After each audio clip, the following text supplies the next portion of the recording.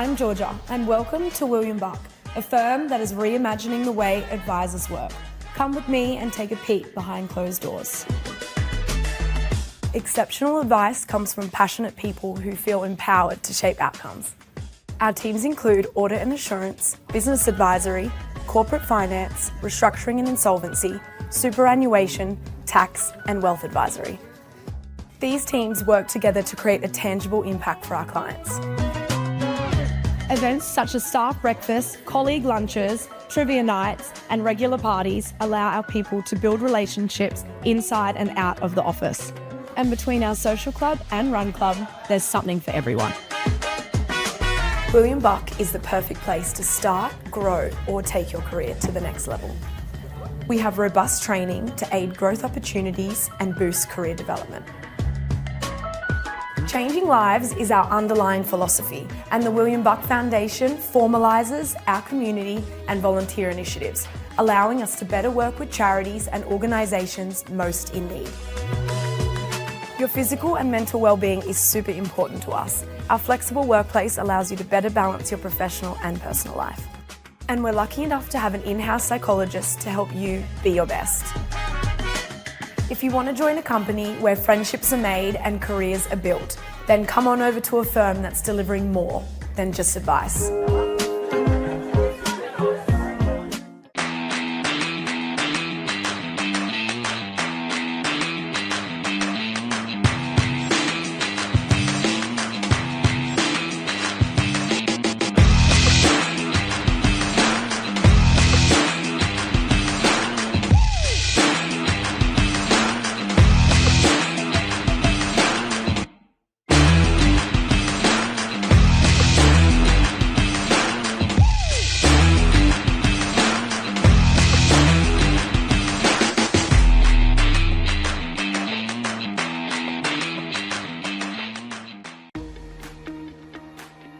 I'm here at Urban Surf supporting the Bright Sky and Affordability Adaptive Surfing event. I'm super excited to see first-timers to people like Sam Bloom who have competed on the world stage. Got over 30 surfers here registered to jump in the water with us today, and there's a real buzz, lots of excitement.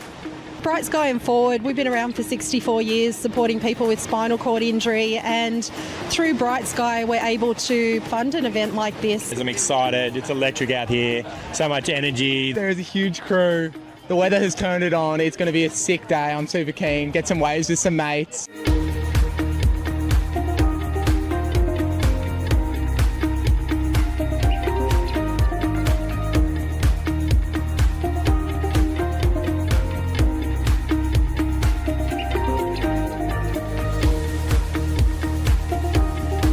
We're lucky to have Sam Bloom here. She's a great ambassador for forward ability support, but also a great advocate for surfing.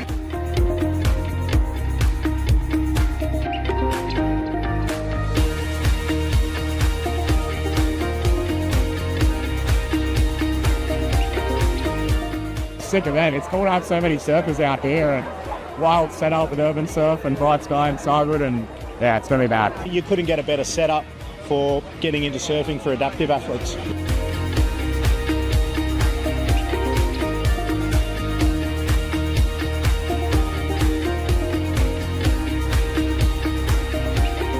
It's incredible that Bright Sky and Affordability have put this event on and have made it happen, and yeah, obviously with the support of Cyber.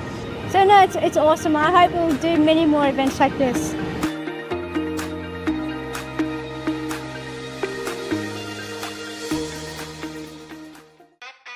Hello, I'm Miriam Latu. I'm playing for the Sydney Blues this season. Please get behind us and get around the 2026 season. Yay! I'm Shelley Matheson, and we're at the Victorian Institute of Sport training session, which happens after Play On. Play On is a women's and girls wheelchair basketball program for development. Myself and former teammate, Paralympian Leanne Daltoso, we realised that there was no place for women to get involved in wheelchair basketball. And wheelchair basketball has been such a passion and a lifelong thing of both of us that we just wanted to open up our community to more women, so we created the Play On program. program is it's a special one. We cater for women who just want to connect socially, be involved in basketball, learn new skills, make new friends, but also we cater for those ambitious girls and women who want to actually excel and get to the Paralympic level. So this is that grassroots level where they can come in, learn, have fun, play, and whatever their pathway is, they can start their journey here. I love sport, I love being an athlete, but for me it's always provided community and connection. And when you're a little disabled girl growing up in the country, you don't always have that. So when I first found wheelchair basketball, I found people like me, I found a community, and yeah, I fell in love with the sport and the people, and some of my best friends in the entire world I found on a basketball court. I come here every week and I see the smiles on their face, their friends, they want to work hard. They want to show you what they're capable of. It's not just about them, it's actually about their family that sit on the sidelines and the siblings that can jump in and be a part of it. I love that. It just, everyone has a place in the sport and we want everyone to be a part of it.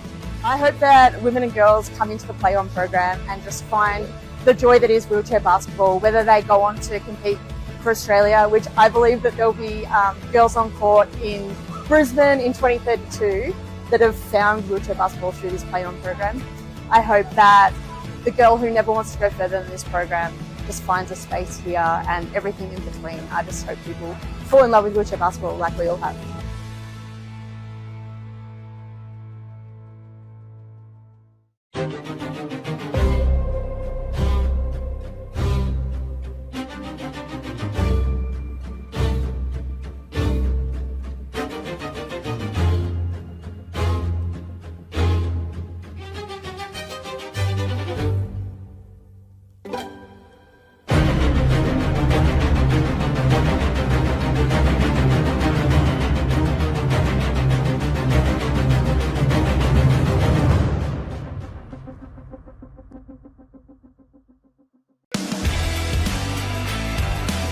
I was really lucky to cross paths with wheelchair basketball when I was 15 years old. I fell in love with the sport. I was doing horse riding and I wanted to play team sport, and my mum came across wheelchair basketball and I just grew to love it. My muscles have grown stronger, so I'm able to do a lot more things now because of basketball. Yeah, it's just helped me a lot in life. I would love to play at the Brisbane 2032 Paralympics and represent the country. I wasn't 21 until I made my first Australian team, so you got plenty of time. The most important thing is that you just enjoy your basketball. By rolling out the start line, we want to build a framework where anyone that wants to become involved in parasport can find and navigate their way through to the opportunity that's local, that suits their needs. Parasport's the best. You meet people that are just like you. Times can be really tough. You're going to have some really frustrating days. It's okay to ask for help, but I promise you things do get better, and Paralympic sport can play a huge role in that. Have a go. When we move out of our comfort zone, we surprise ourselves. Not in my wildest dreams did I imagine that direction my life has taken, and I'm extremely thankful for it. Just try it. You'll just grow to love it, and you could probably play for your country.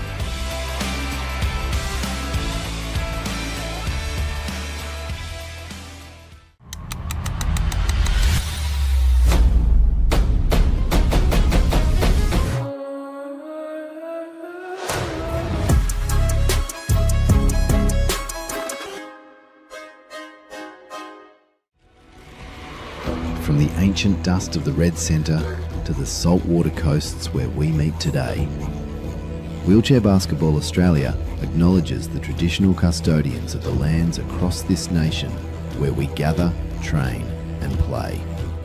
We stand on the shoulders of giants, honouring the spirit of the first Indigenous Australian to wear the green and gold at an Olympic or Paralympic Games. Their journey is etched into the very fabric of our league. Across every court and every community, we celebrate the enduring spirit of Aboriginal and Torres Strait Islander peoples. Together, we share in a legacy of strength, culture, and the game we love.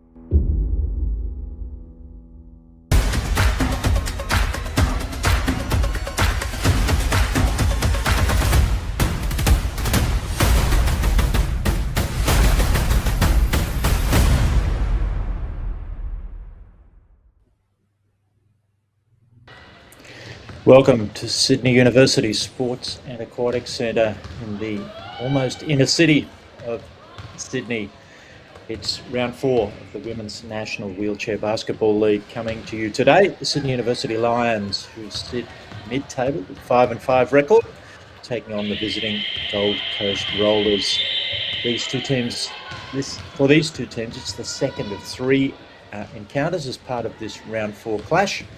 Last night it was a struggling win to the Sydney University Lions. The Gold Coast Rollers holding them equal at half-time, but the Lions managing to pull away in the second half. My name's Brendan Parnell. I'm joined by Campbell Fraser, a man who can certainly put a little more context on what happened last night, Campbell. Yeah, I think we saw both of these teams really nicely match up. We know that the Sydney Uni Lions are quite strong and have a fair bit of experience behind them, being led by Hannah Dodd, an absolutely fantastic player and kind of a mainstay of the Australian women's program. But the Gold Coast Rollers have been in a really interesting place throughout this season, where they've developed quite aggressively, and their players have looked to gain a lot of experience and a lot of progress forward, where their kind of play style is very top end, is very focused on their high pointers and very focused on their kind of inside scoring and ability to push the ball, where the Sydney Uni Lions are more focused around the experience that they have in that mid to low point range. So they look to play a little bit faster of a game and a little bit scrappier of a game. That the Rollers don't necessarily have the pace to match up with. The Sydney Uni Lions also having their Japanese import, who's been extremely valuable again in that kind of midpoint lineup to complement Hannah Dodd and really be useful in that space. Yeah, as we see the two team lineups on the screen, the Sydney Uni Lions boasting 16 players in their squad, but in last night's contest they only used 6 of those players. The most unusual rotation, but probably purposeful for the Lions. It's an opportunity to entrench their position in the top 4.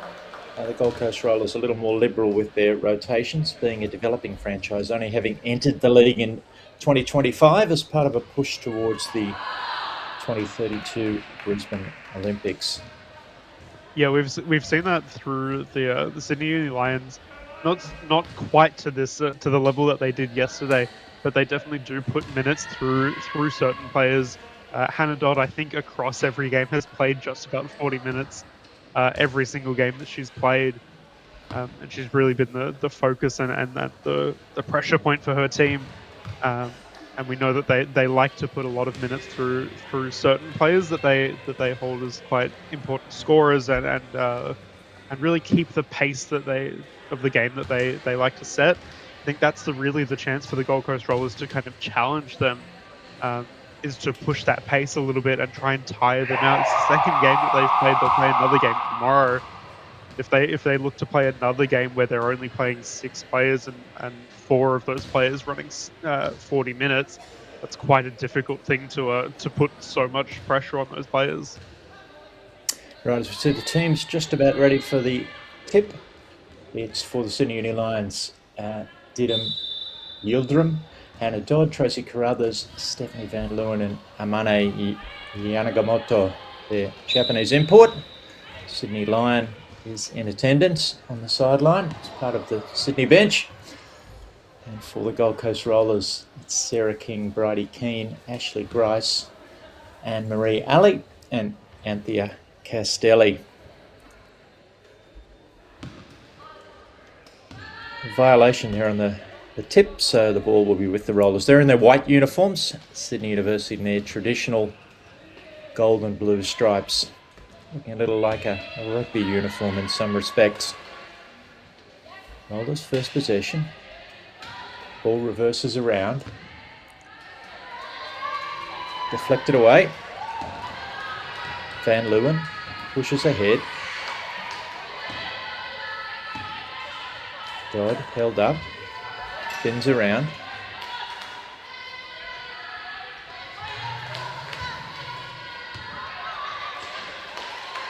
Nice little screen and roll action. Van Leeuwen finishes. First points of the game. That's what the Sydney Uni Lions like to do. That playing around Amane Yanagimoto, she has really clean kind of chair movement. She's very fluid in the way that she plays, and that kind of quick movement and quick ball movement is it's going to be really useful to the Lions. Kind of force the Rollers to really respond in the way that they play defense. Keane gets it back to the top, but while that was going on, the shot clock was continuing to roll, and it's a shot clock violation for the Rollers. They looked a little disorganised there, early possession. I think that's what we see a lot from the Rollers. We know that they're a less experienced squad. They've been in the league for not nearly as long as the Sydney Uni Lions under different names. And that little bit of less experience really does get the better of them when the Sydney Uni Lions look to play that pressure and really kind of control the ball. I think the Rollers don't necessarily have that communication and those kind of drawn up plays to get the ball moving. Ashley Grice, an exemplar of that. There's a lot of dribbling there. Ball didn't move around. Grice took the shot. It was off. Van Leeuwen probing, handoff to Carruthers. Not got it to go, but she did draw some contact. She'll take the game's first 2 free throws. This is an interesting setup.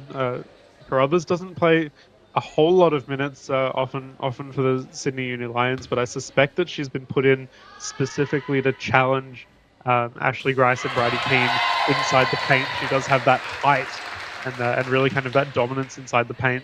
But I suspect that's why she's specifically been put in, and she might run quite a few minutes here, is really just to put that pressure and not let those boards come down.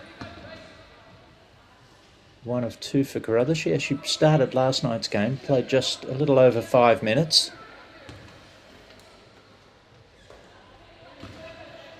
Ball's in for the Rollers, still looking for their first score.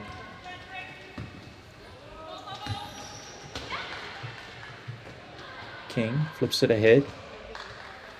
Keane can't get it to go. She practices that shot in the background.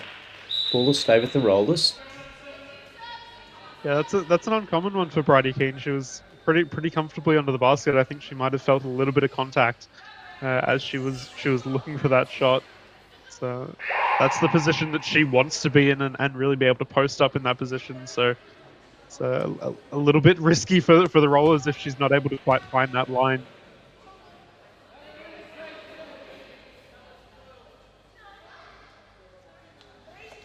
Officials just clarifying something regarding the time remaining on the shot clock.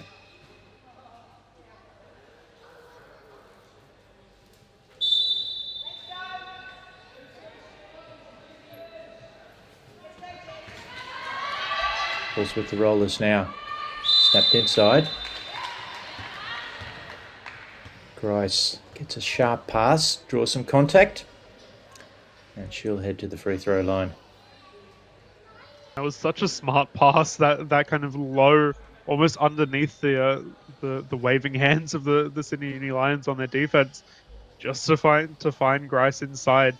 She even before the inbound pass, she had set herself up in that position, and that's the second time that she was able to get to that position and really fight to get inside. So I think the Sydney Uni Lions have to protect that paint a little bit more, and potentially that's on Tracy Carruthers to really get inside the paint and be controlling there. 1 of 2. Sarah King offensive rebound, can't get it to go. The Lions off and rolling. Van Leeuwen flips it back to Dodge. The shot's good.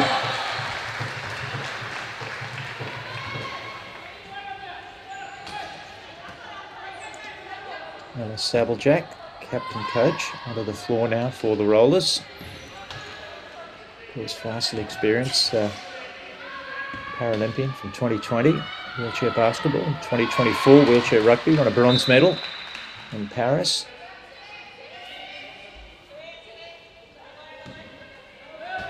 Lions lost.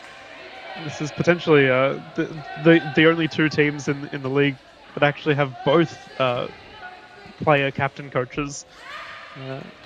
It's not too common to see, but Hannah Dodd also being on the side of the Sydney Uni Lions, she is listed as the coach. So it's a fun thing to see so much experience still playing and really getting involved. Yeah, as the Rollers are faced with a short shot clock, managed to get a quick shot away, which went in. Grice the rebound now. Very concerned in the background. The Lions lost her head. Maybe getting a little hot in there inside Sydney Uni Sports and Aquatic Centre.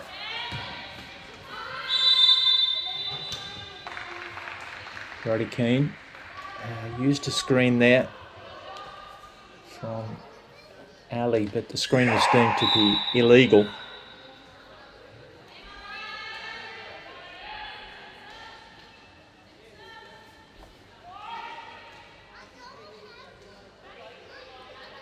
Substitutions for the Rollers.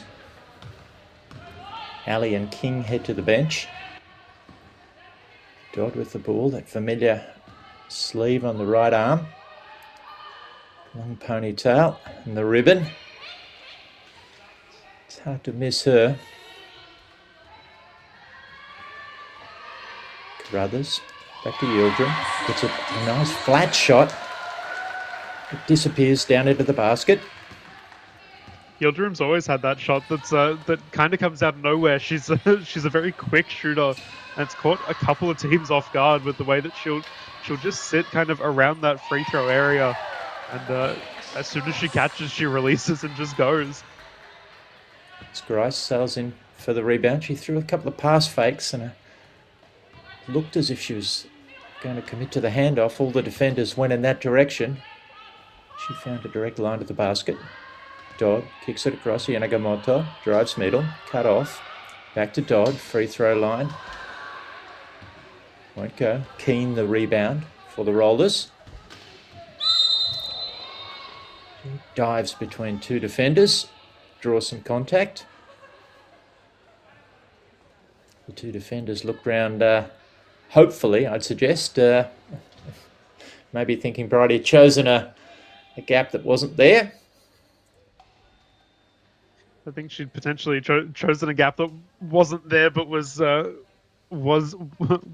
rather there for half a second before she tried to go for it, and I think that was why that call will go their way, is that the cover didn't quite come in time, and it's one of the hardest things to deal with when you've got two players trying to defend one player kind of moving forward, is that you end up with both defenders kind of not committing, not getting to that space in time.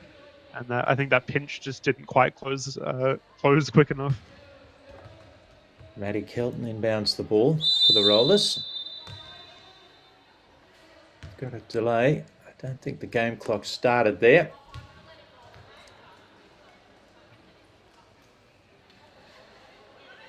No, in fact, the Rollers have turned it over.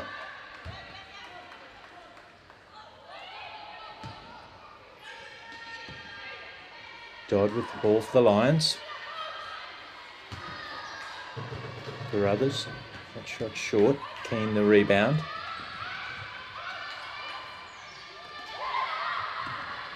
Pushes it ahead. Nice press break there from the Rollers. Really expertly worked. Player in the middle releasing.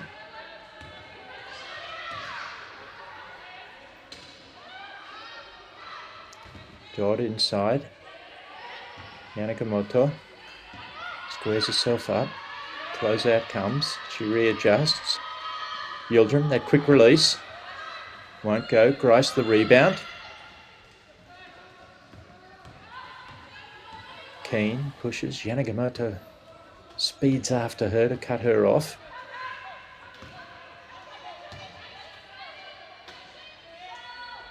Keane comes middle, left alone, able to set herself, can't get it to go. Van Leeuwen the rebound. Dodd. Plenty of end-to-end action, not a whole lot of scoring thus far. Dodd left alone. Both the defenders went under that screen. Yildirim with a quick Offensive rebound. Ball's almost going to sit up on the back of the rim, but it decides to fall in. For a second, I really thought that was actually going to get stuck there. I don't think I've seen too many shots manage to get stuck there, but that was such a light touch, and that's kind of the power of that kind of quick release shot.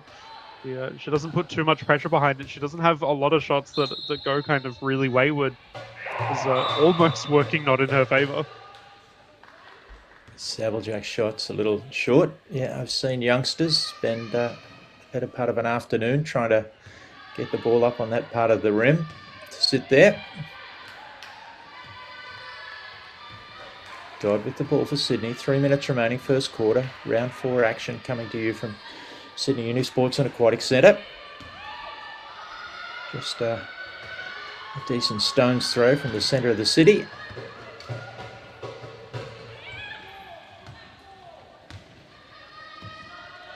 Keane pushes. Cut off. Gets that comfortable range of shot again, can't get it to go.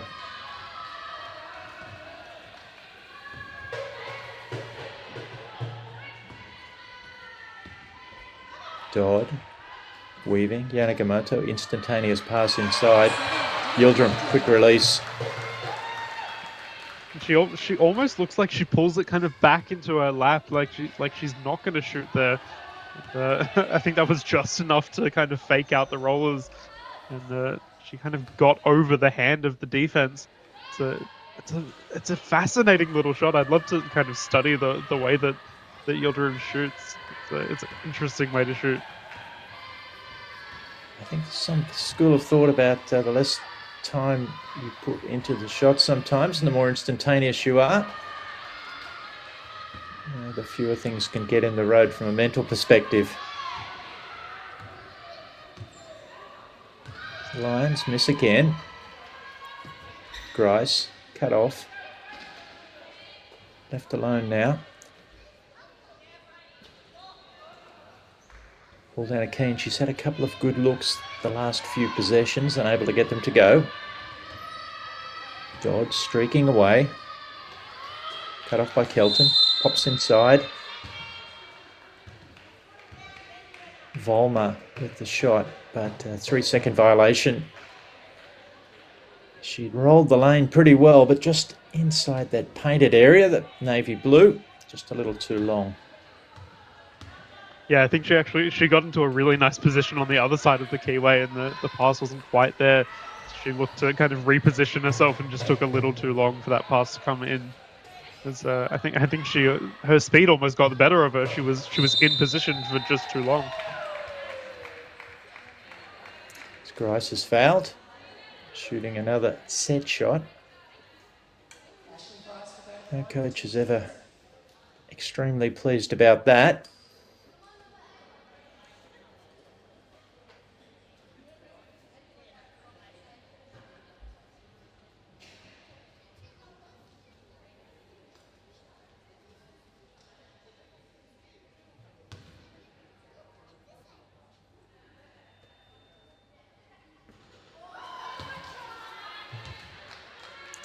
This one's long.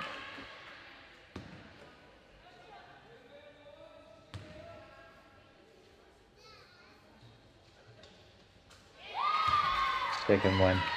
Perfect.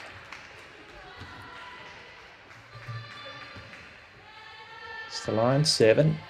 The Rollers 8.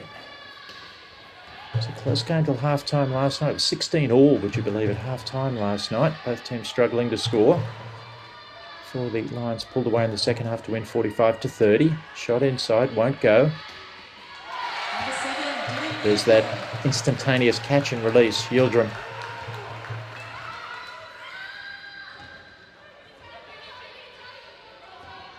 It's a fascinating thing, the speed that shot comes away with, but it has such accuracy. She's kind of a quiet scorer, Dita Yildirim, for the Sydney Uni Lions. She comes away with a decent amount of points every game, just from I think people kind of forget that she's quite there. She pulls in that rebound and fires really quickly. She's very good off that rebound. Brody Keane Get that off in time. Shot clock went off in the background before the shot was released.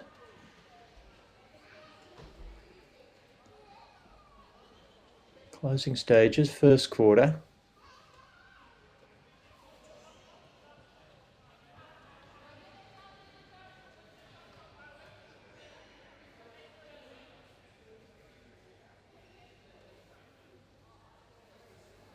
Referee Braden Smith just waiting for, and you can see from Amane Yanagamoto, she's gone into the stoic position. Just waiting to see if this short delay at the score table can be sorted out.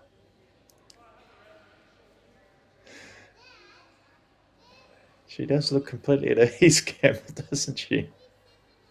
Maybe a little fed up now. Yeah, I think that's one of the struggles of playing at such a high level, when you're forced to stop and you just kind of have to wait and you cool down a little bit. And I think she's obviously all of our players, especially in the women's league, are very, very nice to the referees, and they're not going to say too much back. But I think she was just a little bit like, let's get going. I want to keep playing.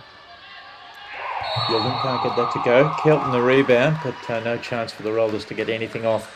They trail the Sydney University Lions 13-8 after one quarter, and we'll be back in just a moment.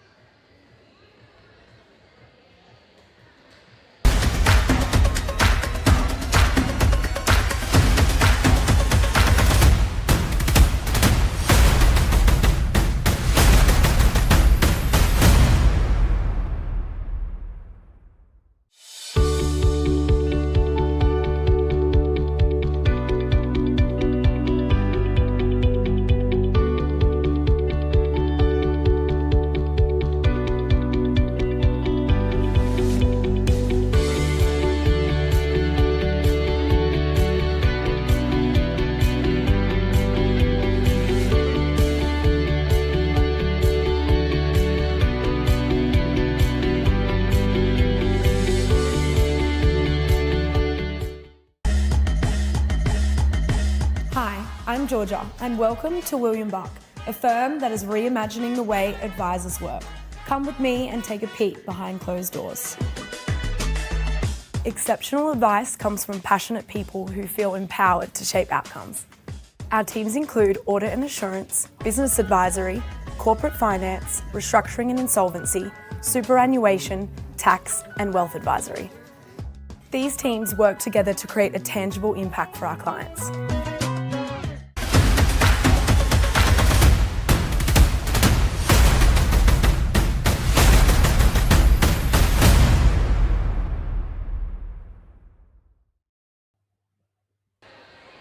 Welcome back to the Sydney Uni Sports and Aquatic Centre for the second quarter of this game, of this round 4 clash between the Sydney University Lions in their gold and blue stripes and the visiting Gold Coast Rollers. The Lions have used a thin rotation again, Campbell. 4 of their players playing 10 minutes in that first quarter, just the one substitution. Yeah, it's an interesting way that they're running their kind of substitutions, and it's not necessarily too surprising, knowing the amount of experience that they have in those 4 players that really do play a lot of those minutes. But I suspect that towards the end of this game, they might look to put a few of those rotations in, not only for a little bit of experience. It's always good to give players as much experience as possible. But I think just setting that pace a little bit for some of your players, that it's a hard thing to run 2 games, one after the other, one day after the other, running 40 minutes. Dodd goes baseline, gets to that favoured left hand, even though physics would say the right hand was an easier shot there. She flips it in.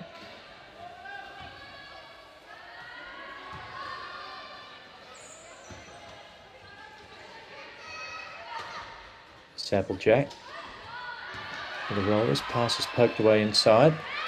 Dodd comes up with it. Ball's kicked ahead, turned over. Bridie keen there to snap that one up. Gets a pass aside to Bryce. She tries to go reverse. The foul is detected, but it'll be on the ground before the shooting motion. Ashley Grace did a good job there to try and force that up to hopefully convince the officials that she might have been shooting. I think that's one of those fouls that if you're on the side of the Rollers, you're really hoping that was a shooting foul. I think that was the correct call. I think for it to be on the ground, rather. I think Hannah Dodd knew that drive was coming in, and she made that contact pretty early, hoping to kind of shut down that driving lane, potentially trying to get into defensive position, but knowing that if she did foul, it would be before the shot. Got another little break. Kaya Scholl's come onto the floor for the Rollers. Fascinating athlete, para powerlifter. Went to the World Championships between 2018 and 2022. Also a para canoeist. 2024, 2025. Now turned her hand to wheelchair basketball.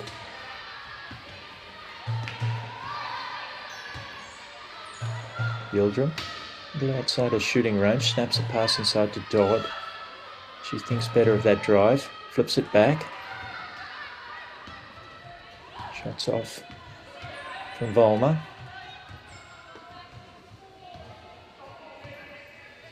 Keen, probing, cut off. Yanagamoto, constant presence defensively. There is Scholl with the ball. Flips a pass back to Grice. Yanagamoto. Scholl, Yildirim knew everything about that shot. Got a hand straight on top of it. Blocked it, unfortunately, into her own wheel and out of bounds. Didn't Yildirim, she doesn't sit too tall in her chair for the high pointer that she plays. She has surprisingly long arms, and I think that always gets the better of people as they're posting up on her. She really doesn't have that threatening height, and she doesn't play too aggressive, too threatening, but she's very happy to kind of make contact and really bring that ball down. Yildirim misses. Grice the rebound. Rollers look to push. Transition's been productive for them. Foul detected. Yanagamoto's not overly enthused about the call.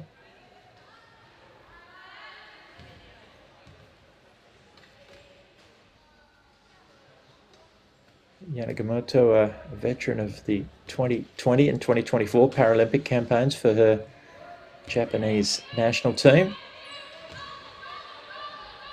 Very productive from one of the lower point positions, 2.5 pointer.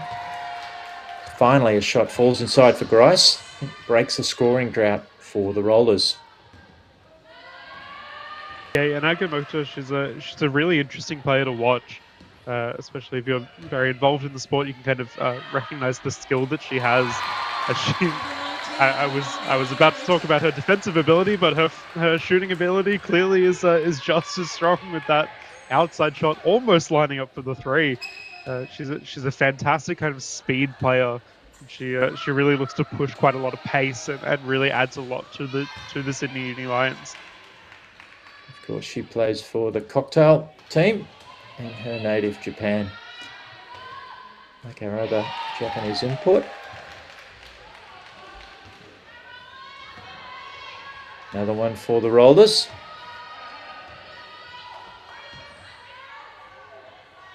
Dodd probing ahead. Yildirim pokes her way inside the three-point line. Back to the corner. Yanagamoto looking for the long two again. Can't get it to go. Sabblejack's fouled.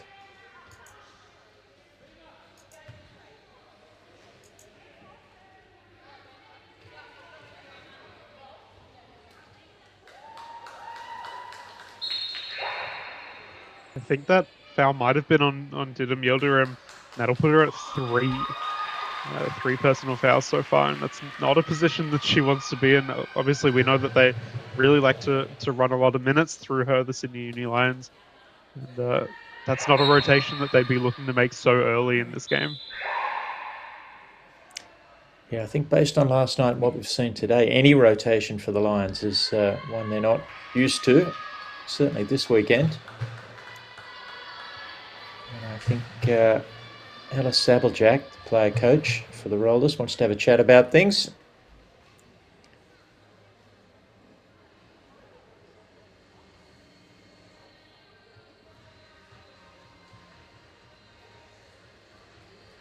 One of the advantages of the player coach setup, well, as difficult as it is for that individual, is you have total congruence between what's happening on the floor and what's happening in the timeout discussion.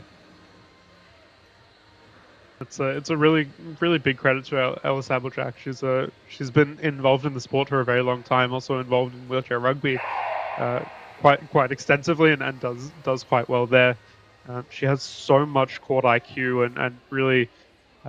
I'm not too much the fan of a player coach necessarily, but I think she has so much ability to do it so well, so much composure and ability to read the play that's happening around her, not just what's involving her.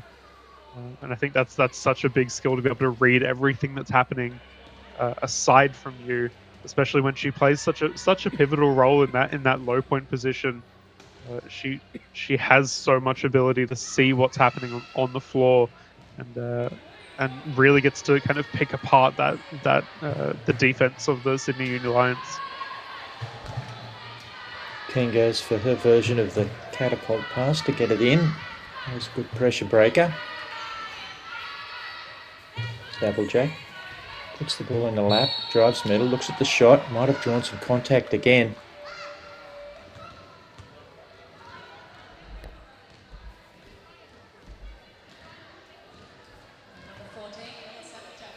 It's the fourth team foul for the Sydney Uni Lions already in this quarter. The Rollers yet to commit a foul.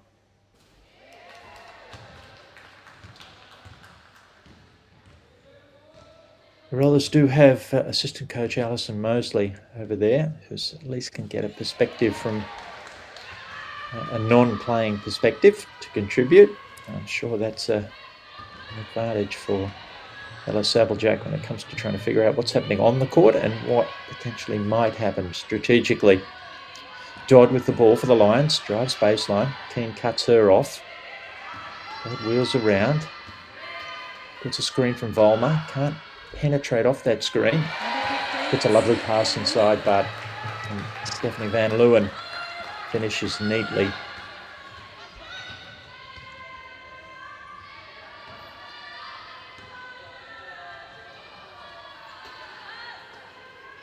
Lions just managing to keep their noses in front. Ball from Scholl back to Grice. Her shot's long. Offensive rebound, finds its way back to Grice.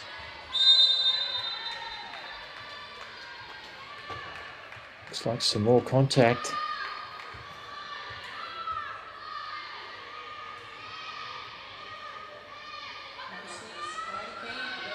That will result in the bonus. So every time a team fouls for the fifth time and beyond at any quarter, the other team is entitled to 2 free throw attempts. And as much as I think the Rollers absolutely have the power and the skill to challenge the Sydney Uni Lions, I think this is such a smart way for them to have played, and really what I have to assume is strategy to really threaten those rotations that the Sydney Uni Lions didn't look to make yesterday, and really force them into a position where they have to make those rotations, and the Rollers get to kind of play off that and really utilise the fact that those players are a little bit less experienced and just haven't played in the last 24 hours. Gianna Gamoto gives a little head fake, drives middle, and a beautiful dish off. Tony Volmer to convert. The Rollers turn it over. Attempted pass inside. It's just keeping their noses in front. About halfway through the second quarter, round 4, the Women's National Wheelchair Basketball League. Of course, all 6 teams in the competition play each other 3 times. over one of the rounds before the finals come up at the end of August to be held in Melbourne, the State Basketball Centre. Grice feels the heat behind her, pulls her dribble up, snaps the pass. Scholl back to Bryce. It was a pass that almost hit her in the head, but she managed to control it. Shots off, Dodd the rebound. She streams away, finds Yanagamoto. Great mobility, but Yanagamoto lets one of the officials know that Tani Volmer was out of her chair on the far side of the floor. You can see that experience coming in from the Sydney Uni Lions in the way that they played their defense. Stephanie Van Leeuwen had quite a difficult matchup there against one of the taller of the rollers, but she really kept her like straight line on that layup and forced a little bit of I think a little bit of discomfort for the rollers. They're not too. I think they're getting a little bit concerned with the contact that's coming in. The Sydney Uni Lions happy to play with the fouls that they're committing at the moment, and I think the rollers just not quite ready or not quite expecting that amount of contact to come out. Hannah Dodd was fouled attempting a shot. She shoots the first free throw unsuccessfully. Ruefully wrings her hand. Comes back with a perfect patented two-hand release for the second. And that's one of those. It potentially looks a little bit silly where a lot of players will do that. Will kind of fake the my hand slipped kind of thing as they put up a shot. But we should recognize Hannah Dodd, the condition that she has. She has a lot of hypermobility and potentially that actually did play a part in her release. I think the way that she shoots is very specific to her condition and the way that she has to release. So I tend to think any shot that she misses, I give her the benefit of the doubt with that. Kaya Scholl got a great offensive rebound, showing some of her canoeing and powerlifting strength there to rip that away. Nice pass inside to Ashley Grice, who finished. Meanwhile, down the other end, there's a foul on the rollers, but they're not in any particular trouble. It's just their second for this quarter.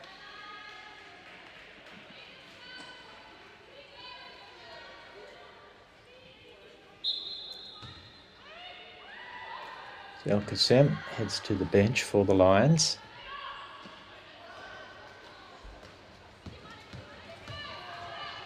Shots off. Rollers looking at transition. Bridie Keen's cut off. Yanagamoto, it's tricky to get away from her. Fantastic speed in the chair.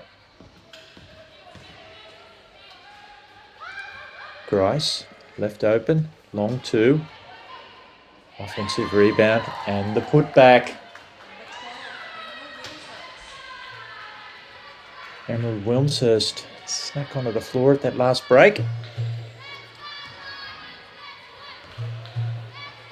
She has a little bit of international experience herself, having been taking part with the Australian team in the under-25 Worlds back in 2023. The Lions throw it away again. Things are just tightening up here. Ever since Yildirim got into foul trouble, that lack of familiar rotation, should I say, has the Lions a little off kilter. Yeah, and I think it's also a credit to her. This is not usually a thing that we give players too much credit for, but Didym Yildirim, she really slows down the way that the Sydney Uni Lions play their offense. She's not that fast pace of a player, although her release is clearly has some pace to it.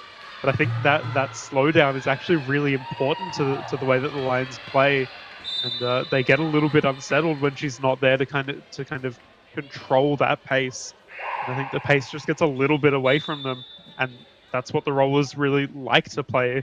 They like to play a little bit more, or they, in this game at least, have liked to play a little bit more of that speed, and kind of get the Lions into a little bit of trouble.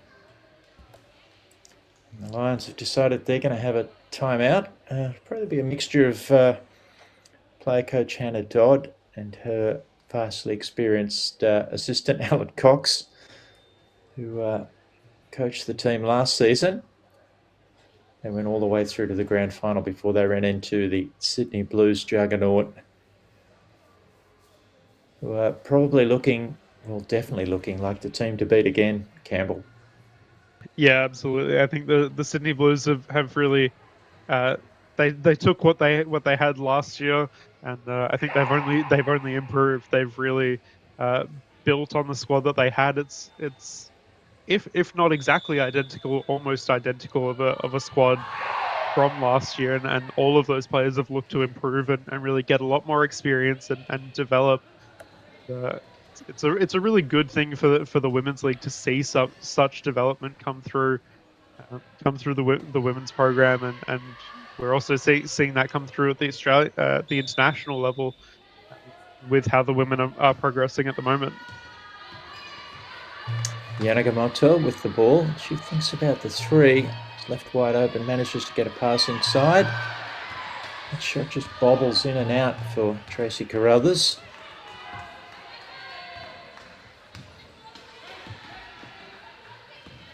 Keane for the Rollers. They trail by just 3. Dying stages, second quarter. Ball inside to Wilmshurst. But she was in the painted area or the keyway a little too long. The player only allowed 3 seconds there when their team has the ball. I think I'm just starting to realise that I think those 3-second calls might be coming from the fact that keyway includes the yellow area, not just that blue, and I think it might be a little bit hard to tell potentially on the floor just where it is. It kind of blends in on the edge with the wood of the floor. We'll blame the designers for that one. It certainly looks the part anyway. Referee Helen Rosenberg there identifying another shooting foul. Tani Volmer this time the recipient of the 2 free throws. I rushed the first one a little.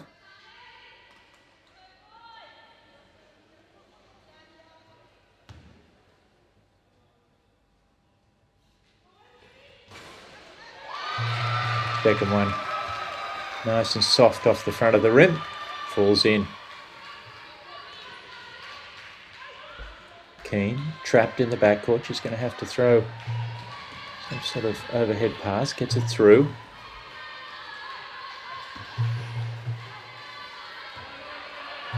Sabeljack drives baseline, finds a little angle, makes the layup. It's such a nice drive from Ella Sabeljack. I think she was thinking about that line and actually looking kind of for the pick and roll to come from the high pointer that was with her. But I think she saw that the defense wouldn't move just in time, and knowing she actually has a pretty fast drive for the low point that she is, but she has quite a nice layup there as well. Sabeljack playing as a 1-point player gives plenty of flexibility to any lineup that the Rollers want to run. Hannah Dodd making a jump shot. Meanwhile, for another pass from Yanagamoto, and the same combination in action there. Dodd shot in and out. Wilmshurst the rebound. Pushes. Keane gets around. Dodd tried to cut her off, thinking, can I take a charge? Couldn't do so. Grice. Cut off. Frantic hand from Volmer. Go back to Sabeljack, another 2. And right on the buzzer. And that will do us. A very appropriate score there for the Rollers. They trail by just 2. Sydney University Lions 25, the Gold Coast Rollers 23, and we'll be back in just a moment.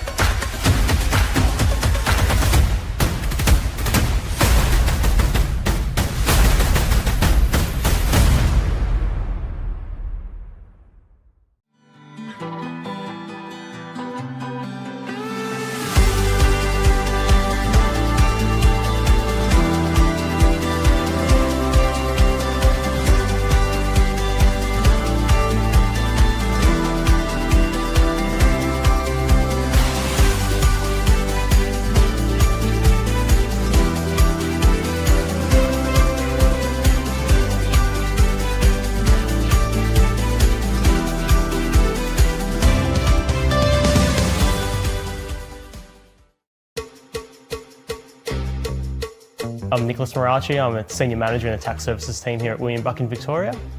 William Buck has a really good environment of innovating and really changing things up where we need to adapt. And as tax law changes, our way of administering it and our way of preparing advice also changes, and we're adapting to that.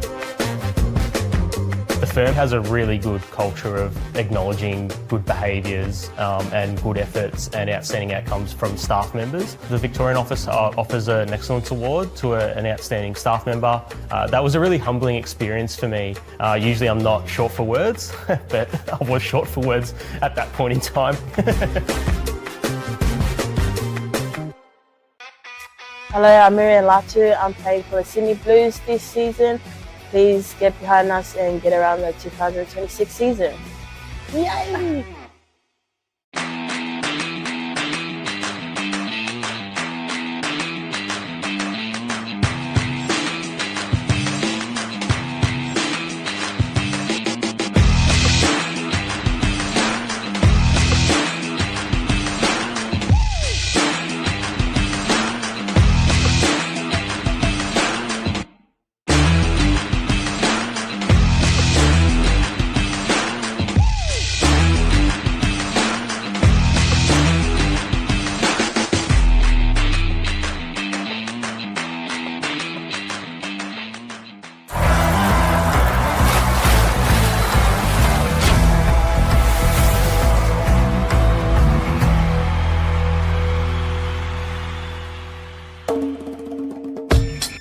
Wheelchair basketball emerged shortly after World War II after it was developed by injured servicemen. It became a foundation Paralympic sport at the 1960 Games and is now one of the world's most recognisable wheelchair sports.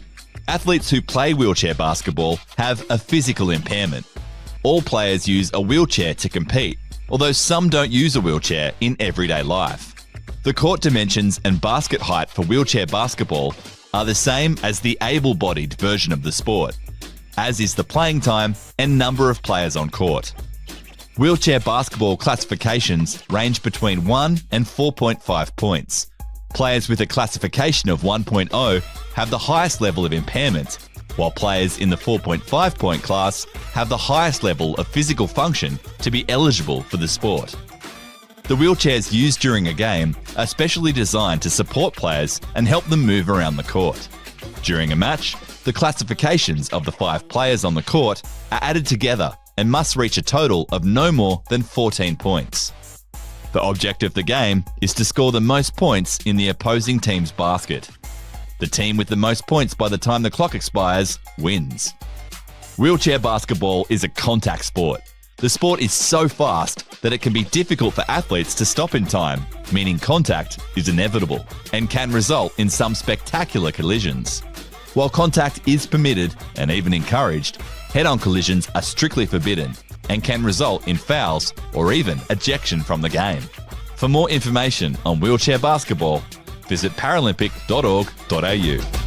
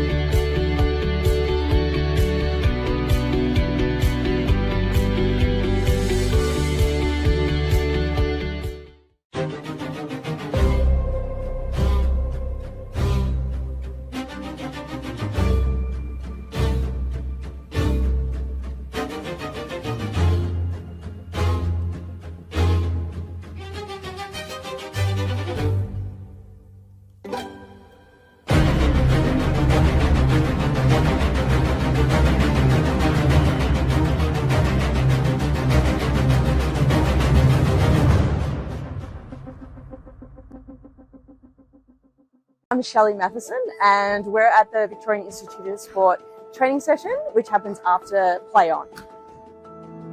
Play On is a women's and girls wheelchair basketball program for development. Myself and former teammate, Paralympian Leanne Daltoso, we realised that there was no place for women to get involved in wheelchair basketball. And wheelchair basketball has been such a passion and a lifelong thing of both of us that we just wanted to open up our community to more women, so we created the Play On program. Program is it's a special one. We cater for women who just want to connect socially, be involved in basketball, learn new skills, make new friends, but also we cater for those ambitious girls and women who want to actually excel and get to the Paralympic level. So this is that grassroots level where they can come in, learn, have fun, play, and whatever their pathway is, they can start their journey here. I love sport, I love being an athlete. But for me, it's always provided community and connection. And when you're a little disabled girl growing up in the country, you don't always have that. So when I first found wheelchair basketball, I found people like me, I found a community, and yeah, I fell in love with the sport and the people. And some of my best friends in the entire world I found on a basketball court. I come here every week and I see the smiles on their face, their friends, they want to work hard, they want to show you what they're capable of. It's not just about them, it's actually about their family that sit on the sidelines and the siblings that can jump in and be a part of it. I love that. It's just everyone has a place in sport and we want everyone to be a part of it. I hope that women and girls come into the Play On program and just find the joy that is wheelchair basketball, whether they go on to compete for Australia, which I believe that there'll be girls on court in Brisbane in 2032 that have found wheelchair basketball through this Play On program. I hope that the girl who never wants to go further than this program just finds a space here and everything in between. I just hope people fall in love with wheelchair basketball like we all have.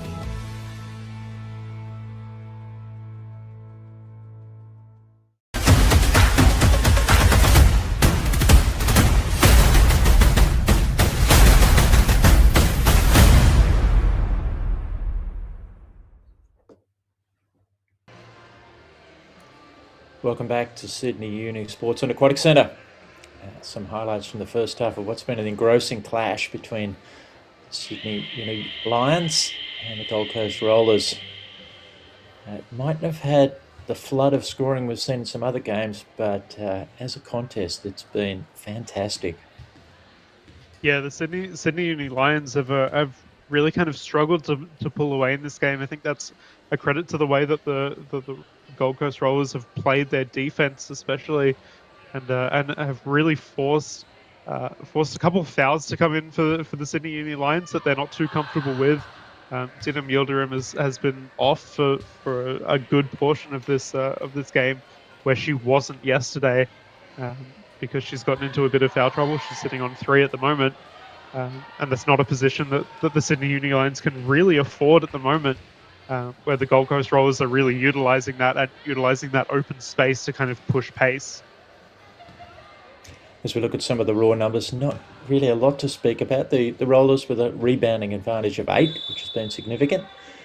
But 10 points, being able to get 10 points from Ella Sabeljack. We know she's vastly experienced as a wheelchair basketball Paralympian and wheelchair rugby bronze medalist in Paris, but to get 10 points from that 1-point position is something fantastic. Yeah, it really speaks to not only her strength in that position. She is a fantastic shooter, and she gets left alone a fair bit. I think according to her height, she doesn't look as threatening as some players do on the court.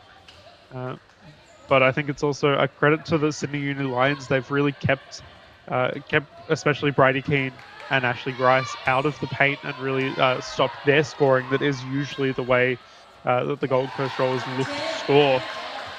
So they've had to find a way through another player, and Ella Sabeljack has really stepped up into that position and has really taken it in her stride.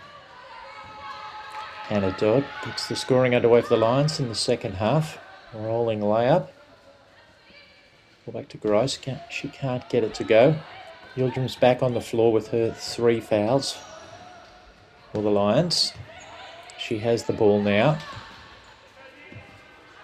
Moves across the front. Grice comes to get her. Nice exchange of passing. Volmer inside finishes. This is what I've wanted to see from Tani Volmer for throughout this season. she really gets in that position quite consistently. She gets to a position where she's happy to shoot from, and we've seen in a few games where her shooting hasn't quite been at the level that she'd want it to be. And I think she's kind of finding her strength and just a bit of her confidence in this game and throughout the series, where the Sydney Uni Lions can be a bit more competitive in that space and can really give time to other players. And Tanya Volmer's really utilizing her time quite well.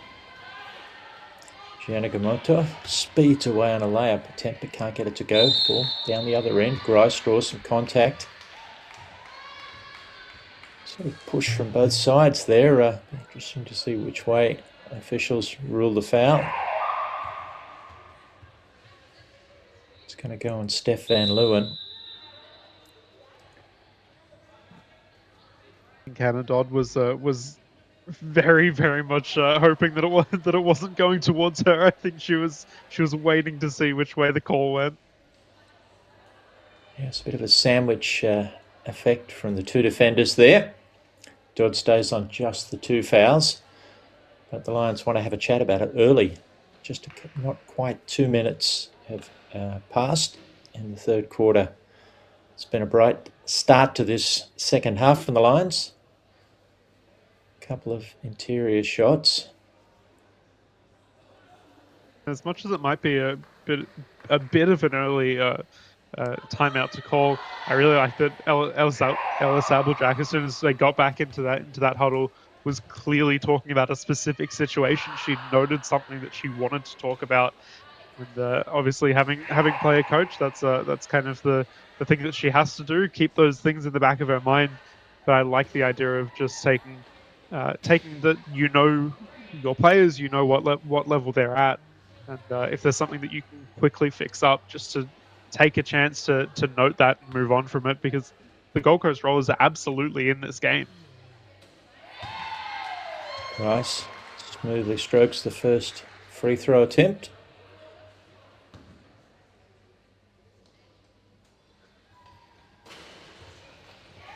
Second a little short, offensive rebound, Maddie Kelton. She fakes and fakes and fakes and waits for the defenders to sail by. Second shot's off. Dodd streaking away. Gets to the elbow. Just a little off balance. She was maybe caught in 2 minds between shot and pass. I think she might have been expecting a little bit of contact. I think she knew that the defense was coming in pretty strong around her. I think she was hoping for a little bit of contact to come in there. Maddie Kelton scoops the ball up. It's cut off. Changes direction. Dodd comes to cut her off. Looking inside. Ball gets its way to Grice. She can't get it to go. Keane misses as well, but gets the offensive rebound. A chance for the Rollers to reset. Keane with the ball up high above her head. Kelton goes middle, draws a little bit of contact, rolls back in her chair. Shots off. Van Leeuwen the rebound.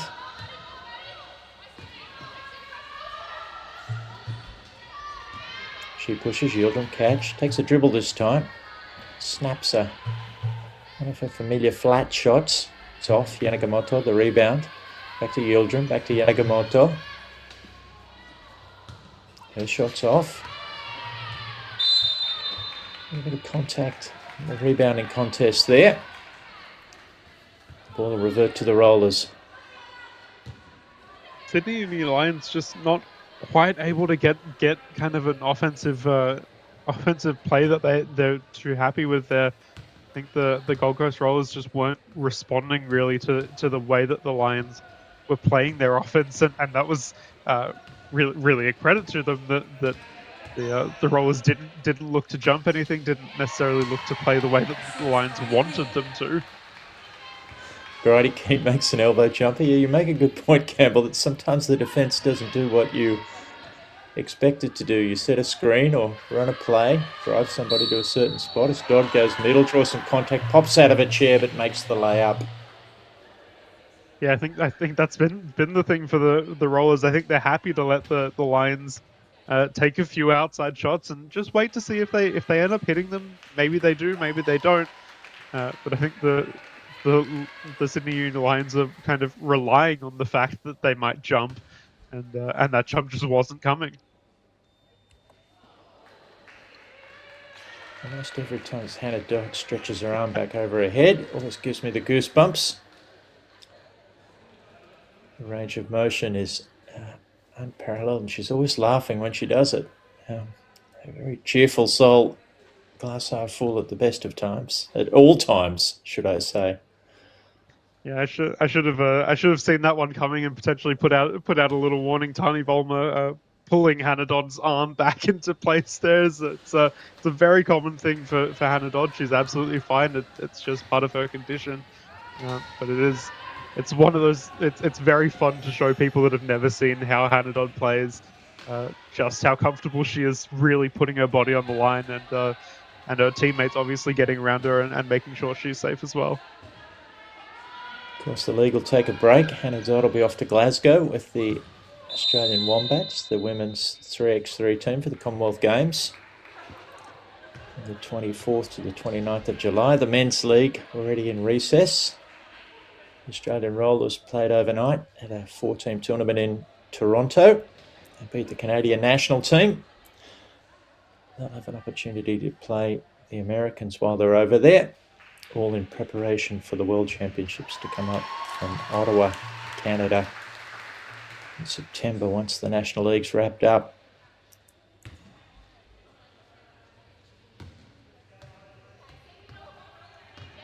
Sydney Uni Lions with the ball.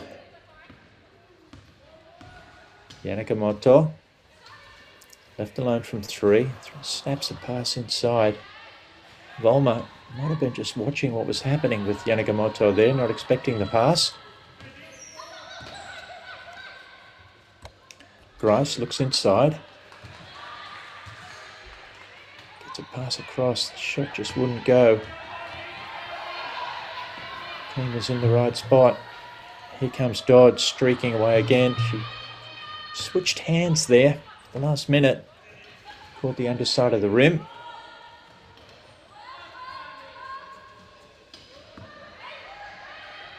Rollers do a good job to push ahead. Grice. Sabeljack back on the floor goes Glass.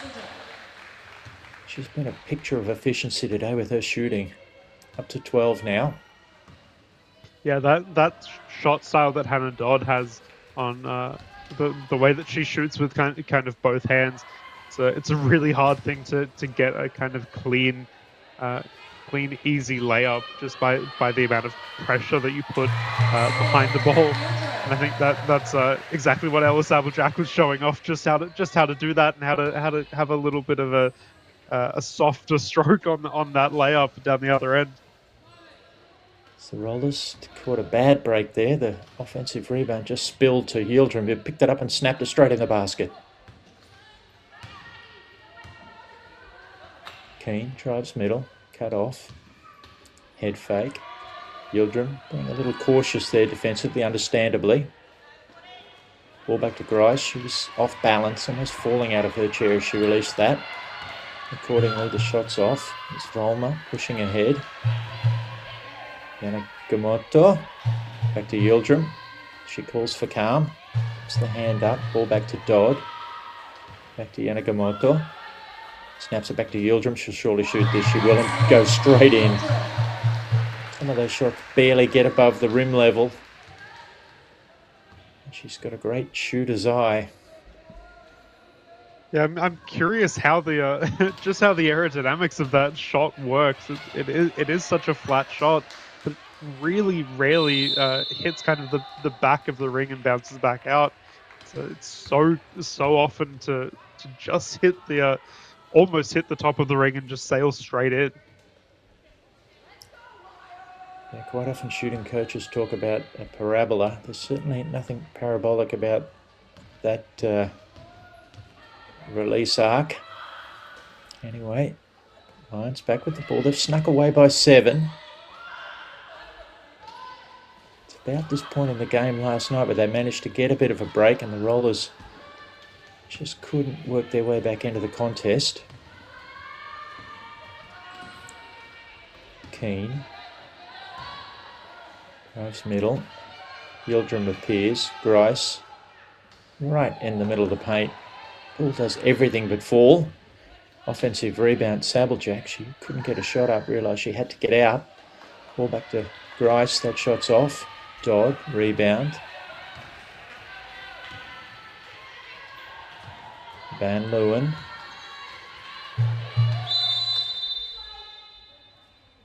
Some contact. In fact, it's offensive contact. Illegal screen. Again, that's even more a difficult position for the Sydney Uni Lions, adding to those that foul count. Obviously, Didem Yildirim is sitting on 3, Hannah Dodd sitting on 2. I think that will be Stephanie Van Leeuwen sitting on a 3rd potentially. That's quite the difficult position, as they're not quite into the 4th quarter yet. Brady Keane took a chance on a 3-point shot there. Short. The Rollers have fouled the Lions as they tried to exit the backcourt.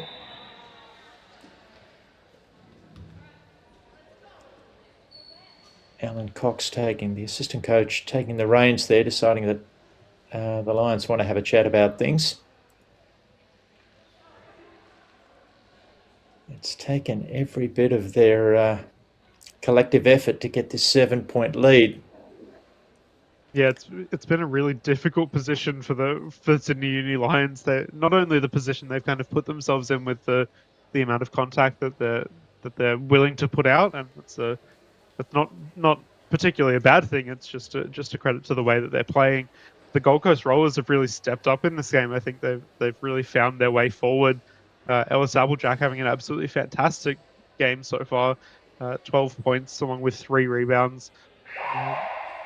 And I think Brady Keane as well, 5 points but 10 rebounds currently, and that's kind of a credit to the way that the Rollers are really controlling underneath the board, and they're coming away with the higher of the rebounds at the moment. The Sydney Uni Lions just not quite able to get in that position. They're playing a shorter lineup. We know that they have a little bit shorter of a team in general. And they really look for those early points and don't necessarily get too many second chances. And I think the Gold Coast Rollers have really cottoned onto that fact and really looking to abuse it now. Sydney Uni Lion playing a key role in that timeout. And the heads off again.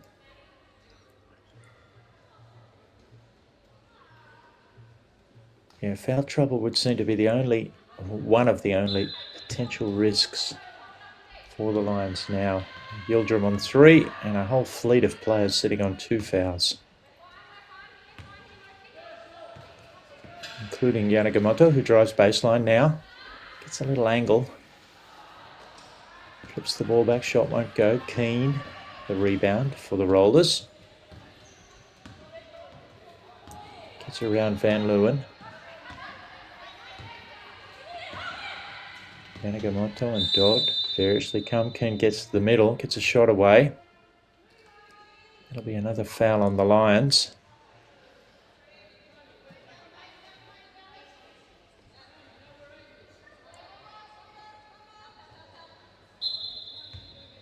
That'll be Steph Van Leeuwen's 3rd.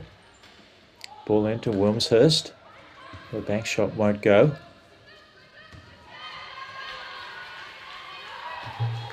Volmer across to Dodd for the Lions. Yildirim. Yanagamoto drives baseline. Back to Yildirim. She's wide open. Flat as ever. That one's off.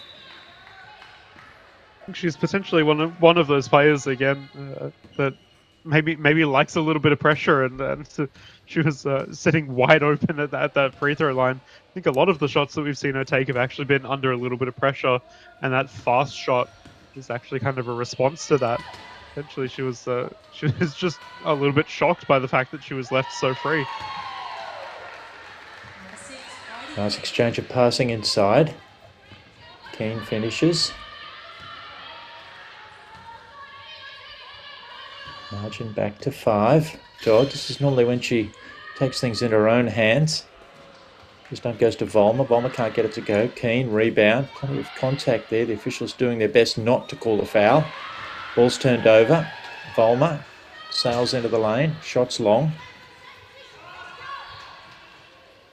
Outlet pass. Keane does a good job. She's directing traffic in the front court. She's going to have to get the ball ahead. Through it to Wilmshurst, who was double teamed. Somehow the ball got through to Grice.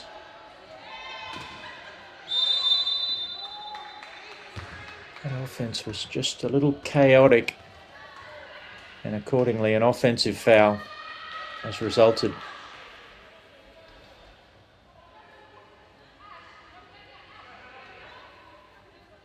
I think this is where we start to see the Sydney Uni Lions have just a little bit more of that composure, a little bit more experience at this kind of elite level. And the Gold Coast Rollers just getting a little bit uncomfortable with the fact that they haven't been able to really close that gap. I think they're getting into not necessarily dying stages, but potentially the feeling of that impending scoreline not quite closing enough. Gildren gets another 2 to take her tally up to a game-leading 14. Keane drives middle. Goes Glass a little hard. Volmer the rebound. Her 8th in that category. Yanagamoto zipping ahead. Throws a layup. He's moving sharply towards the left. Got it in the right hand and showed extraordinary control to get that off the glass. Right on the three-quarter time buzzer. And significant, the Sydney Uni Lions 39 lead the Gold Coast Rollers 30. We'll be back for the last quarter action in just a moment.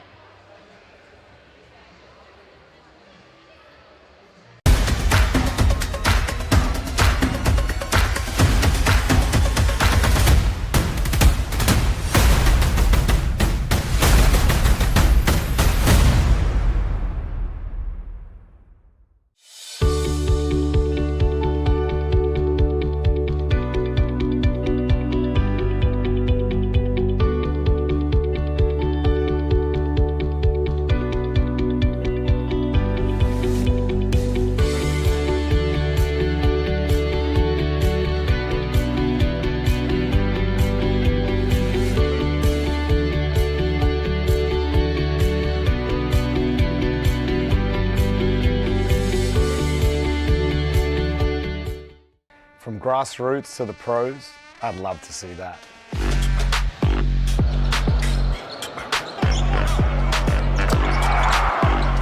Where style meets performance, I'd love to see that.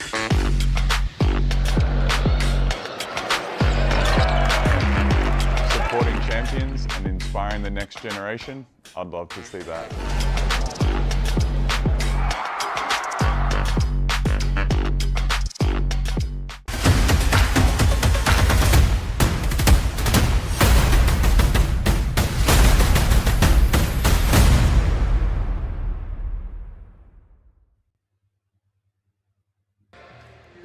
Welcome back to the Sydney Uni Sports and Aquatic Centre. It was neck and neck there until a late flurry of scoring from the Sydney Uni Lions have seen them inch ahead 39-30, and it may well be a game-deciding spurt there at the end, Campbell.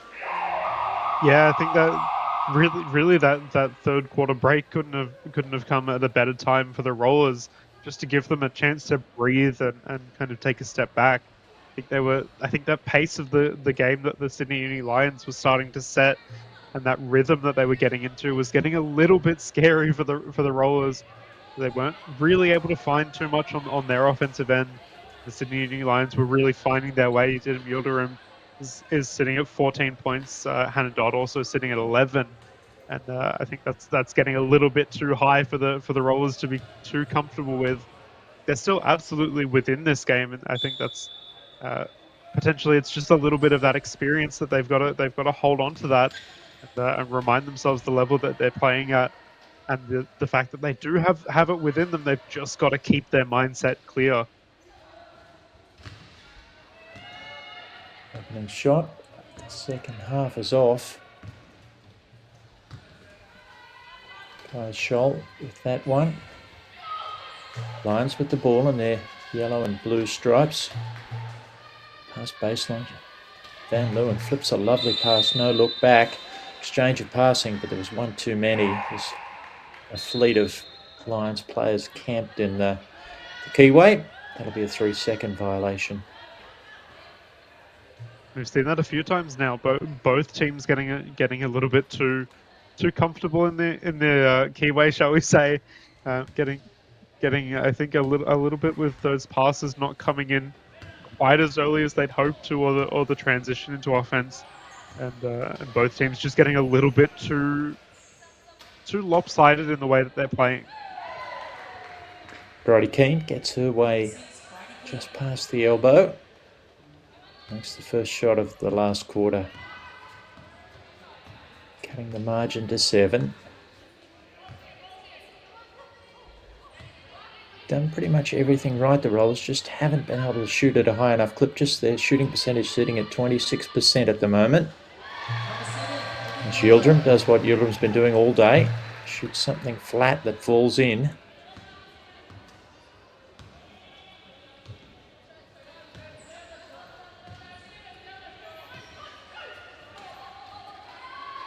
Scholl held up. Pass just didn't have enough zip on it to get to Grice. Cut off by Yanagamoto. She picks out Hannah Dodd. Picks out Tani Volmer. I can't believe she missed the first one, but makes the second.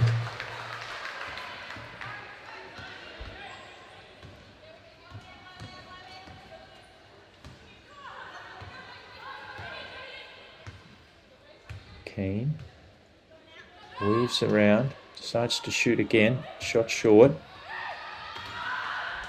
Van Leeuwen the rebound to Volmer.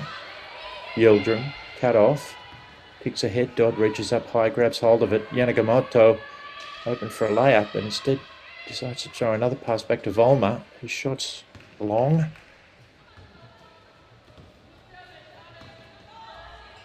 Keane.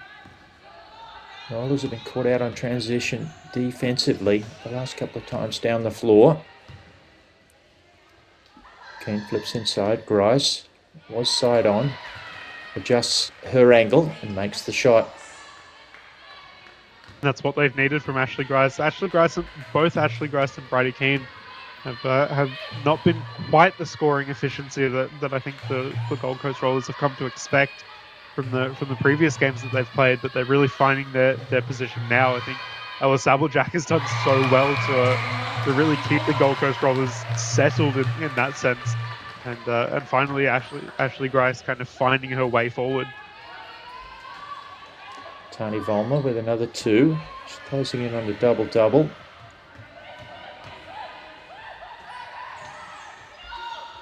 Yanagamoto flips an early pass into Volmer. She makes the layup and draws some contact.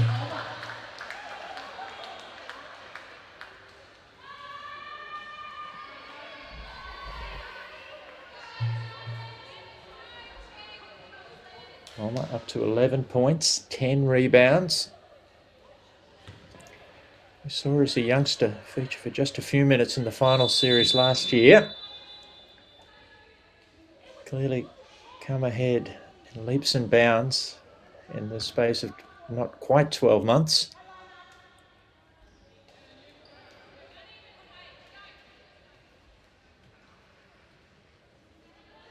And we have a technical foul.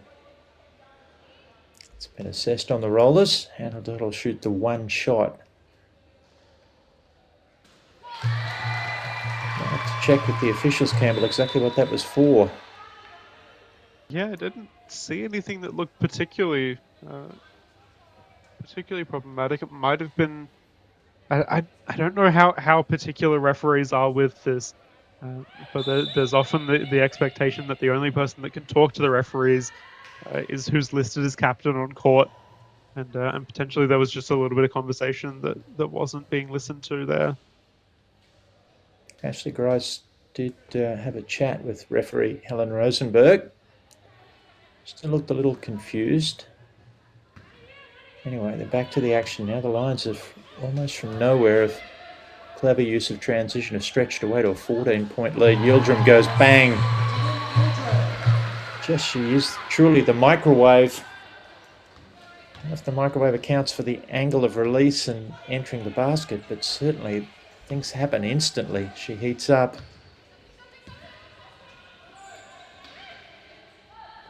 She's up to 18 now. It's really been the difference in the game. Vollmer, another rebound. Probes down the floor, finds Dodd.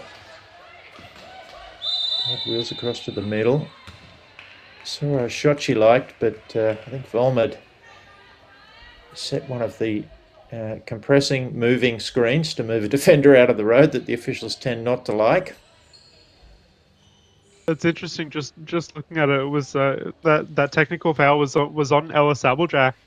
That's I can't imagine that was for any language or kind of back chat. That was potentially I think it might have been lining up for the free throw, potentially positioning. That's often just a warning, so I'm not sure that not sure how the technical foul came in, but I just can't imagine that it would be attitude or anything like that from Ellis Applejack. She's very composed and very professional in the way that she operates, so I'm not too sure about that. Grice finds her way down, shots off. She's got the 11 points, 9 rebounds, 7 assists, Ashley Grice, but hasn't had a stellar shooting night. Certainly a major contributor. Yildirim, there she is again. That one a little short.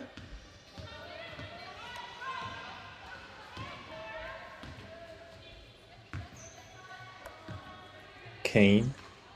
Probes, switches hands. Applejack with a bullet pass inside.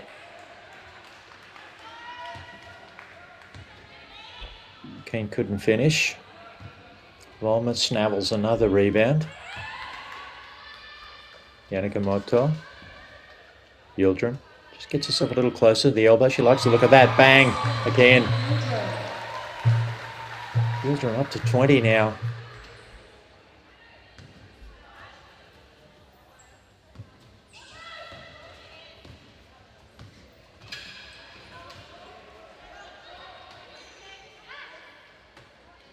Grice cut off by Van Leeuwen.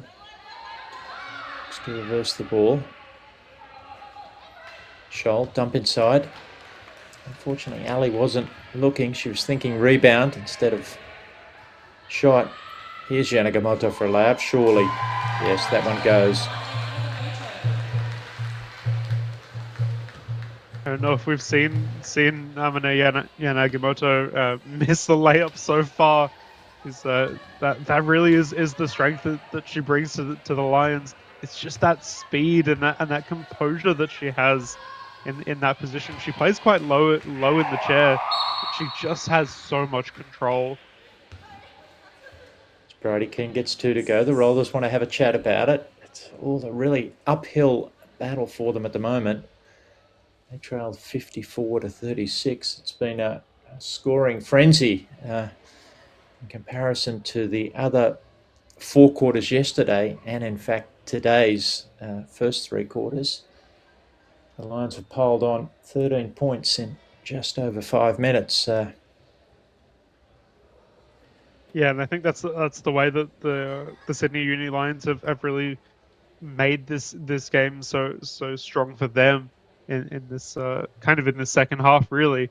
The Gold Coast Rollers shooting at a 27% shot rate at the moment, and the Sydney Uni Lions sitting at 42%.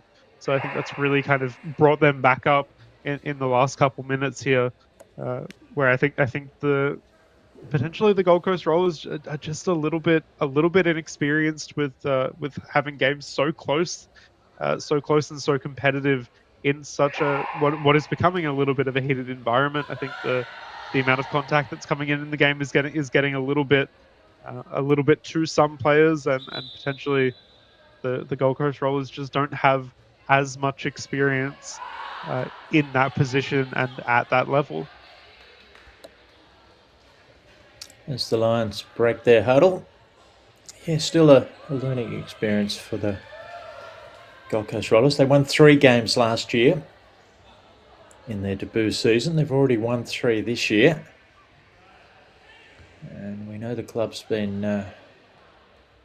very positively supported, and they're happy with home attendances and trying to establish a foothold as they look towards the Olympic and Paralympic Games to be held in Brisbane 2032, their home state. Dodd shots off. Keane, another rebound. She's up to 13 to go with her 11 points. She pushes transition. Yildirim's managed to stay completely out of foul trouble after getting 3 in the first half. Sabeljack comes middle, her shot short. Yildirim the rebound. She flips a pass ahead. Dodd turns and releases straight away.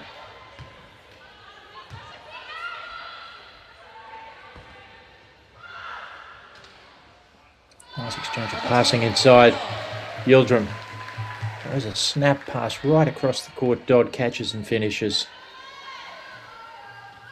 And Hannah Dodd, she sits so low in her chair. The way that she plays, she really doesn't look too threatening. That's 14 points for her. She's doing extremely well in the scoring, and the rollers just not quite answering her quite fast enough. And I think they're just getting a little bit too focused potentially on Didem Yildirim. Knowing how quick of a shooter she is, you have to answer her so quickly, and that's leaving a few gaps in the defense for the rollers. Dodd gets one up, can't get it to go. Keane another rebound. Talon Reedy snuck onto the floor for the Lions. Keane dribbles around, Sabeljack screen, cut off by Reedy, skips the pass across.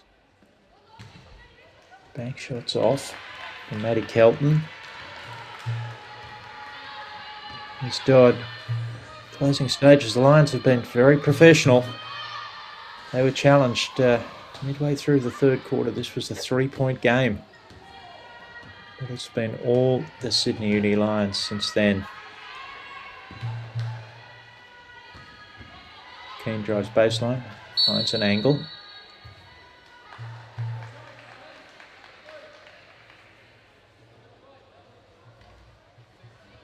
Reedy fouls her.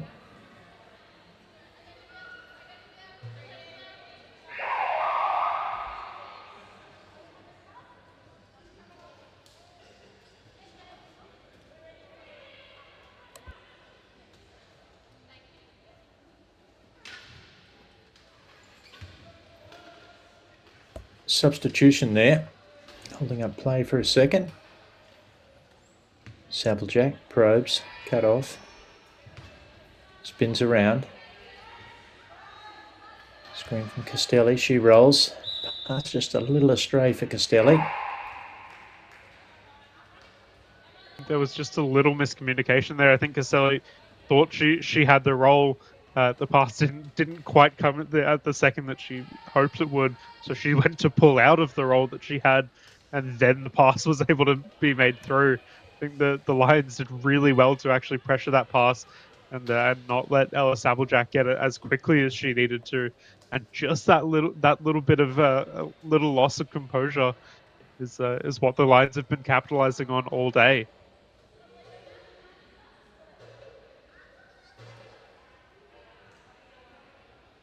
Another little break in play. Poor old Yanagamotos left there waiting for the ball. Just checking with young official Sarah Matheson about what on earth could the delay be, and can't we get this thing finished?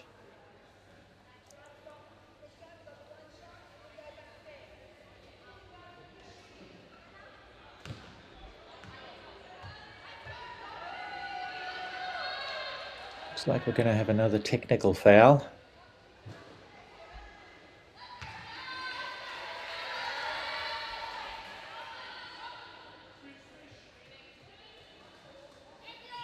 Youngster Talon Reedy's going to roll up to the line and take that.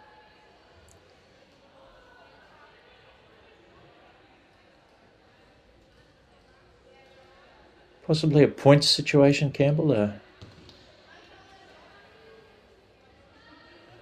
Yeah, I'm not too sure what that one was on. I think that might have been a funnily enough, I think that might have actually been a bench foul, a bench technical foul, and I'm not sure if this is how this works with a player coach, but bench fouls go to the coach, and Ella Sabeljack is the coach, and that would be her second technical.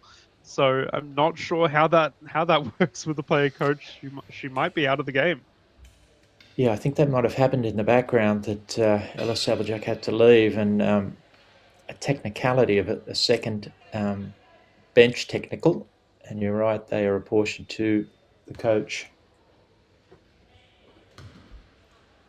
I've never seen that be too much of an issue. I think that's I always wondered if player coach fouls were considered differently, but I guess not. No, those fouls will go on the coach, and then the officials are in the unfortunate position of having to ensure that the coach leaves the venue, leaves the side of the court. So that was the delay we experienced there. Anyway, dying stages, Grice with the ball. Cut off by Dodd. She does her best not to foul. Grice wheels around again. Wilmshurst comes with the screen. Grice skips it across. Bridie Keane finishes. It's been a productive afternoon for her. 13 points, 14 rebounds. No lack of effort. Just some of the experience about how to manage and win games are the things that the Rollers are trying to master. Katie Hill gets inside, flips a pass back. Reedy trying to find an angle to shoot. It's off. Yildrim's still on the floor.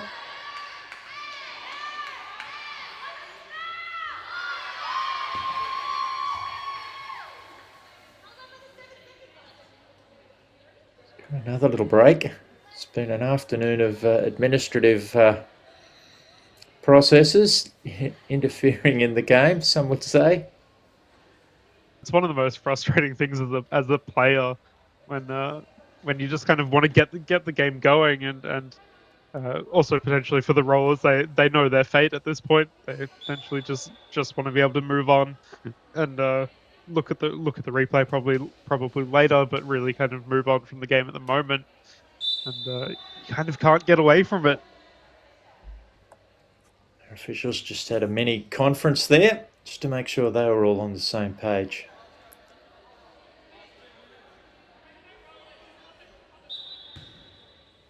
They are. It's going to be Rollers ball.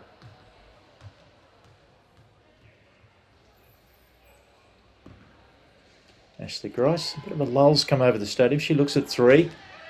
Can't get it to go. Long rebound, Yana Gamoto. And that'll do us. Finally, it took an eternity to play those last couple of minutes, but the Sydney Uni Lions can celebrate. They were really good again, almost mirroring last night's performance in game one, where they were challenged in the first half and halfway through the third quarter, but managed to pull away and win 56-38. Yeah, I think the Sydney Uni Lions had so much composure throughout that game. They really didn't let things get too kind of ahead of them and too out of control. I think we know that they were obviously in a little bit of a difficult situation with the foul trouble that they got into. Didam Yildirim coming away with 3 personal fouls, and Amine Yanagamoto also coming away with 3. But especially for Didam Yildirim, those 3 happened in the first half, and she didn't collect another one after that. I think that really speaks to the composure, not only of her but of the team. And I think the way that they operated it throughout that game was really pushing towards keeping cool, keeping calm, and obviously that comes off the benefit of knowing that they had won the previous game and knowing they have the strength to compete. The Gold Coast Rollers also looking really, really nice in the way that they played their game. Obviously, it's interesting. It really came back only to one extra rebound towards the Rollers, but those rebounds that the Rollers collected really did put a lot of pressure on the Sydney Uni Lions, knowing that they wouldn't get a lot in terms of those second chance points, and the Rollers just weren't able to capitalize on that necessarily on their offensive end, but really kind of keeping the Sydney Uni Lions honest and really not letting them get anything too easily. Yeah, quite a clean game from a turnover perspective. The Rollers with just 6 more than the Lions. Probably some of those at inopportune times, but it was more the case of the Lions able to convert easier transition opportunities, leading to the fact that they had 26 made 2-point field goals to just 16 for the Rollers, and that and the shooting percentage is really the story of the game. So for the Sydney Uni Lions, that's their second win in a row. They'll move to 6-5 on the ladder. The Gold Coast Rollers back to 3-8 as we look at some of the highlights of the second half. Hannah Dodd was her usual productive self, probably not the absolute leading role that we're sometimes used to from her, but with Didham Yildirim just canning things from all over the place, not as much need. Yeah, and I really like it's a fun thing to look at the stat sheet for the Sydney Uni Lions. I really like that they spread out the way that they operate. Didham Yildirim being the highest scorer with 20 points, Hannah Dodd being the highest rebounder with 9, and Amane Yanagimoto being the highest assister with 10. And I think that really speaks to the way that they play their offense. That they know everyone has a specific role. They do all kind of fill those roles. Everyone had valuable things in other categories, but I really like that they know their roles. They play towards those strengths, and the Rollers just really weren't able to capitalize on any of the weaknesses that the Lions showed. Yeah, reminder as we look at the last couple of highlights, fittingly, Didham Yildirim finishing things off there. The team's just taken some photos. The Lions front and centre, as you'd expect. A reminder, you can watch all the games, the remaining games, still 2 games to come today and 3 tomorrow to complete round 4 of the Women's National Wheelchair Basketball League. All those games available where you're watching now on YouTube, the WBA YouTube channel. And of course, once the Commonwealth Games are over, it'll be the last couple of rounds of the Men's League and the Women's League before we head into the finals at the end of August to come from the State Basketball Centre. But we will leave the 2 teams to do their cool downs. On behalf of my co-commentator Campbell Fraser, it's Brendan Parnell signing off from the Sydney Uni Sports and Aquatics Centre.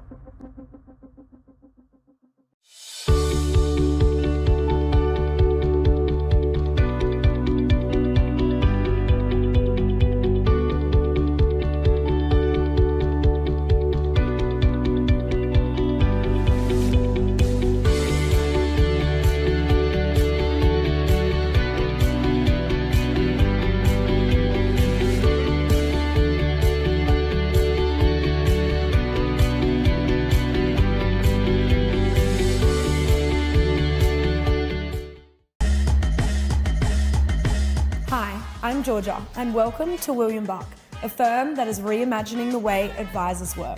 Come with me and take a peek behind closed doors. Exceptional advice comes from passionate people who feel empowered to shape outcomes. Our teams include audit and assurance, business advisory, corporate finance, restructuring and insolvency, superannuation, tax, and wealth advisory. These teams work together to create a tangible impact for our clients. From the suburbs of Melbourne to the world stage, I'd love to see that.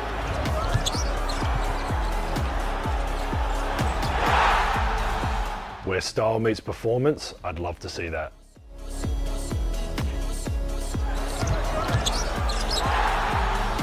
Supporting champions and inspiring the next generation, I'd love to see that.